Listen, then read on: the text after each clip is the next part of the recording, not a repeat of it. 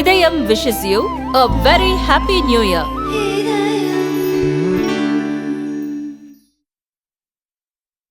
ஆகவே இது உடனடியாக அரசு கும்பகர்ண தூக்கத்தில் இருக்கிற அரசு விழித்து கொள்ள வேண்டும். இதில் என்னவென்றால் இன்றைக்கு அரசு அக்கறையோடு இருக்க வேண்டிய அரசு, இதில் நடவடிக்கை எடுக்க வேண்டிய அரசு, இது எதுவோ நடைபெறாத மாதிரி, இந்த நாட்டிலே எதுவுமே நடைபெறாத மாதிரி ஒரு தோற்றத்தை உருவாக்குவதற்காக இன்றைக்கு அவர்கள் நடவடிக்கையில் இருக்கிறது. இதுதான் மக்களை உச்சபட்ச கோபத்திலே கொண்டு போய் இருக்கிறது. நான் உங்களுக்கு நினைவுபடுத்துகிறேன், தமிழ்நாட்டு மக்களுக்கு போதைப்பொருள் நடமாட்டம் சாபர் சாதிக் அவர்கள் அந்த குற்றவாளியை கைது செய்கிற போது நீதிமன்றம் இது குறித்து என்ன கண்டனம் தெரிவித்தது என்பது நாடு அறியும். நாடு முழுவதும் கிராமங்கள் தோறும் போதைப்பொருள் நடமாட்டம் அதிகரித்து இருக்கிறது. இந்த உடனடியாக தடுத்து நிறுத்தவில்லை என்று சொன்னால் நீதிமன்றமே குழுவை அமைக்கும் என்று தெரிவித்திருந்தார்கள், அதற்கு கண்டனம் தெரிவித்திருந்தார்கள். அதைத் தொடர்ந்து கள்ளக்குறிச்சியிலே கள்ளச்சாராய சாவு ஏற்பட்டிருக்கிறதே, மதுவிலக்கு பிரிவு என்ன செய்தது என்று நீதிமன்றம் நீதியரசர்கள் கண்டனம் தெரிவித்திருந்தார்கள். இப்போது இந்த அண்ணா பல்கலைக்கழக மாணவி கற்பழிப்பில் இன்றைக்கு நீதி அரசர்கள் இந்த அரசு என்ன செய்து கொண்டிருக்கிறது என்று கண்டனம் தெரிவித்திருக்கிறார். இப்படி தொடர்ந்து இந்த அரசு நீதி அரசருடைய கண்டனத்திற்கும் தமிழ்நாட்டு மக்களுடைய கோபத்திற்கும் ஆளாகி இருக்கிறது.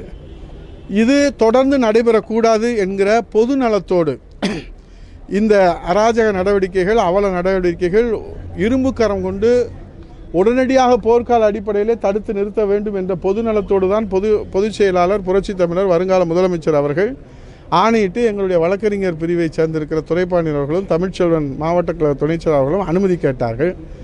ஆனால் இப்போது நம்முடைய காவல்துறையினுடைய உயர் அதிகாரிகள், இங்கே இருக்கக்கூடிய ஏடிஎஸ்பி அவர்கள், டிஎஸ்பி அவர்கள், இன்ஸ்பெக்டர் அவர்கள் மற்றும் நம்முடைய போலீஸ் உயர் அதிகாரிகள் எல்லோரும் உங்களுக்கு அனுமதி மறுக்கப்பட்டது என்று சொன்னார்கள்.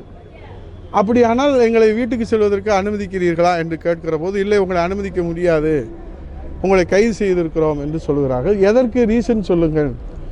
எஃப்ஐஆர் என்பது குழந்தைகள் பெண்கள் குற்றம் சாட்டுகிற அந்த எஃப்ஐஆர் என்பதை பாதுகாக்க வேண்டும், ரகசியமாக பாதுகாக்க வேண்டும் என்பத விதியை உச்சநீதிமன்றம் உறுதி செய்திருக்கிறது.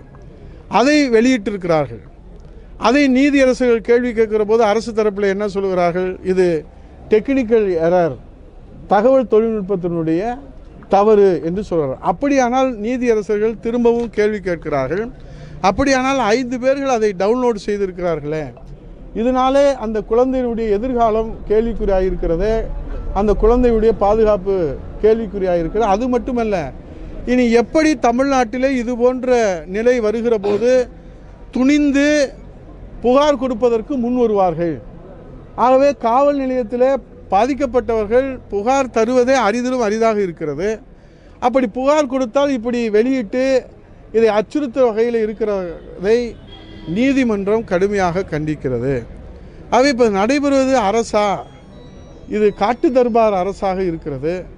தொடர்ந்து கொலை, கொள்ளை, கற்பழிப்பு, வழிப்பறி இது போன்ற செயல்களை எப்படி இந்த மக்கள் இன்றைக்கு கடந்து போக முடியும்?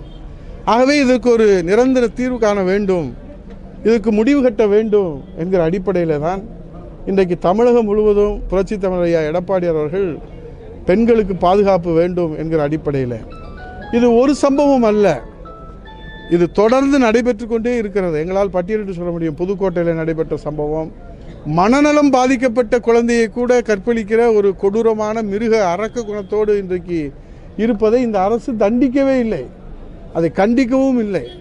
அதனால்தான் இந்த துணிச்சல் இந்த குற்றவாளிகளுக்கு ஏற்பட்டிருக்கிறது. ஆகவே இந்த அரசு அகற்றப்பட வேண்டும், இந்த கையாளாகாத அரசு ராஜினாமா செய்ய வேண்டும். இந்த திமுக ஸ்டாலின் அரசை வீட்டுக்கு அனுப்புகிற வரை அனைத்து இந்திய அண்ணா திராவிட முன்னேற்ற கழகத்துடைய போராட்டம், இன்றைக்கு புரட்சி தமிழர் ஐயா எடப்பாடியார் அவர்கள் இதை அறிவித்திருக்கிறார்கள். இது முன்னோட்டம்தான்.